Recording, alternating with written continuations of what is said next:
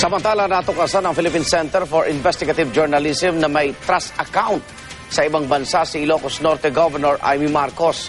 Hindi raw ito nakadeklara sa kanyang SALN. Kaya ayon sa PCGG, dapat daw ito imbestigahan para malaman kung bahagi ito ng mga nakaw na yaman ng mga Marcos. Saksi si Cara David. Sa artikulong inilabas ng Philippine Center for Investigative Journalism o PCIJ, nadiskubring beneficiary si Ilocos Norte Governor Amy Marcos ng isang offshore trust.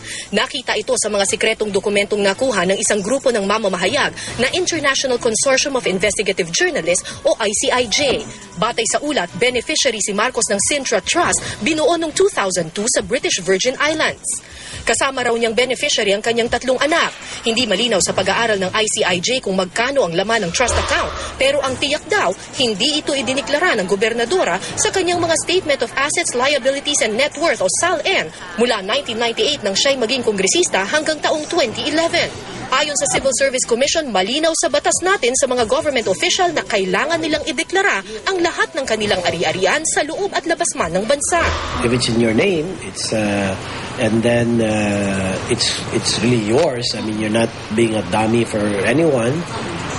You have to declare it. I'm sure the offshore trust fund yields an income, interest income.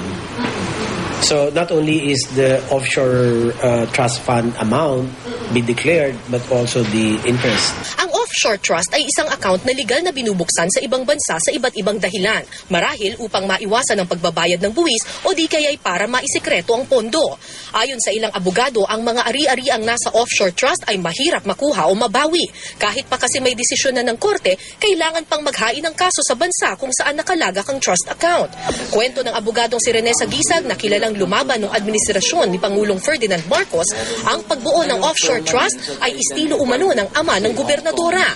Simula 1968, nagtatag na daw ang strongman ng iba't ibang dummy foundation at offshore trust para maitago ang mga yamang pinaniniwalaang ninakaw sa kaban ng bayan. Ginagamit mga ibang pangalan, ibang mga foundation, doon dinideposit yung mga accounts na nagsimula nung kay William Saunders. Din sa aming pagsusuri doon sa Westinghouse, talagang lumalabas na si Amy ang kasangga nitong mga magulang sa pandarambong. Kasabihan niya dyan, fruit never falls far from the tree. Talagang anak siya ng tatay niya at nanay niya.